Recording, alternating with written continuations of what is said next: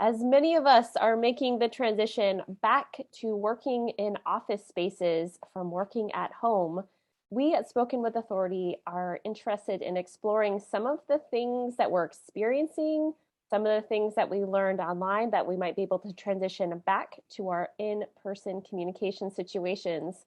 To start us off, Bjorn, tell us about your insights on this transition process. Well, one thing about the transition between virtual meetings and going back face to face that I recognize that actually is valuable for both is I want to make the case for Robert's Rules of Order. I want to make the case for folks learning parliamentary procedure because I actually think that in both contexts, it can reduce anxiety of participants, that people knowing what the flow of information is like, knowing how they can participate.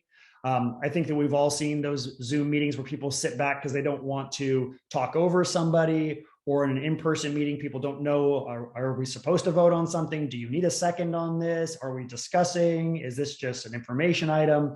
And I feel like Robert's Rules of Order might be falling by the wayside, that maybe people aren't learning it.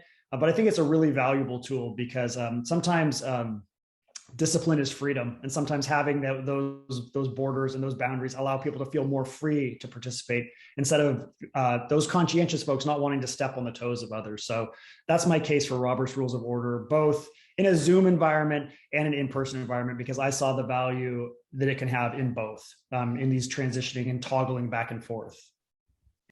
Thanks, Bjorn. I love that idea that discipline can be freedom. Jean Miller, what are your insights to share? I think it's related to what Bjorn said. And my main insight is that people seem to be very happy and excited to be back in person. We had a really long, fully remote time at GW, and people were so happy this semester to be back. They're happy until they're not.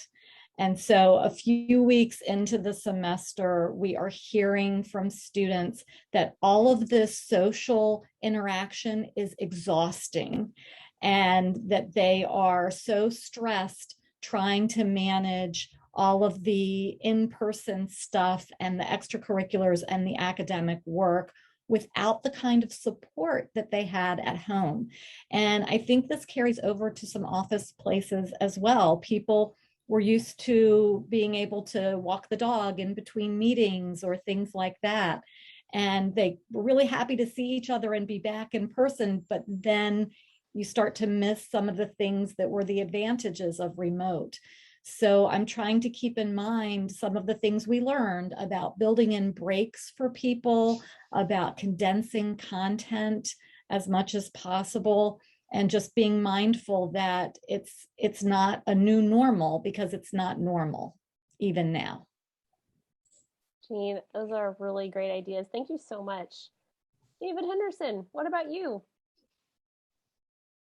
As we go back to in-person meetings, I think it'd be good if we could take with us some of the good things that came meeting by Zoom.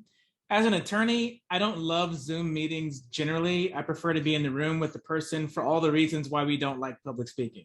People tend to feel more nervous when they're in the room. They won't say things that are as outlandish when you're asking them questions as they feel comfortable saying over Zoom. That personal interaction actually makes us more human towards each other.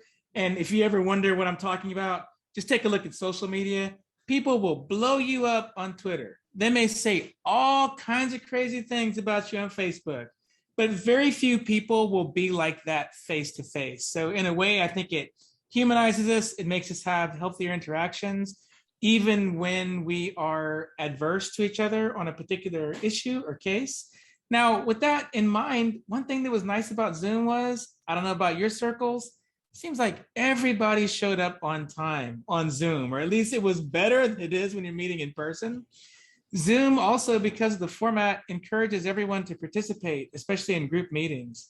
And so as we go back to meeting in person and get the good and bad that comes from it, I hope we hold on to a lot of the good things that we developed during Zoom, like everyone showing up on time and participating. And Christine, you are welcome to hold me to this moving forward. Thanks, David.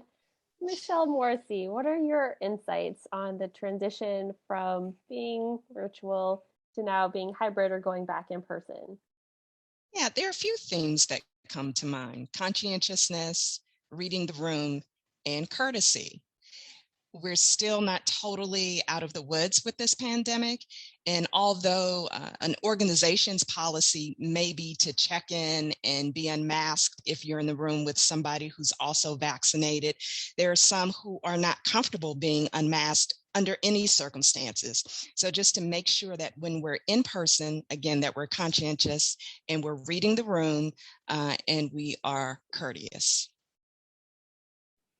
Thanks, Michelle, for that reminder that different people have different situations and levels of tolerance for risk. And it is really important to make sure that we are being aware of those differences. So thank you so much.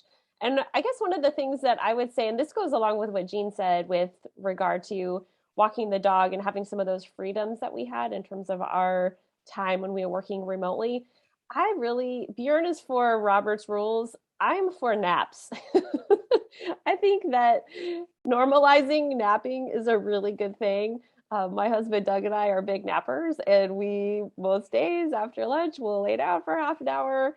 And it really is helpful for me. It helps keep me sharp in the afternoon. I don't have as much of that slump. I can do more intensive thinking activities like planning or thought leadership or writing, the bigger thinking task. Whereas if I don't nap, I feel like I'm doing more admin type tasks, responding to emails, scheduling things, doing invoices. So I would love to normalize napping at the office and have that as part of our approach back to working in the office. I think naps are great and they help us mentally and physically. And I don't want to see them go away. So thanks to everyone on the Spoken with Authority team. We had Bjorn and Jean and David and Michelle, some of my amazing experts and friends. I appreciate your insights on making the transition from being fully remote to being hybrid or being back in an office space and how to make sure that we are succeeding as communicators.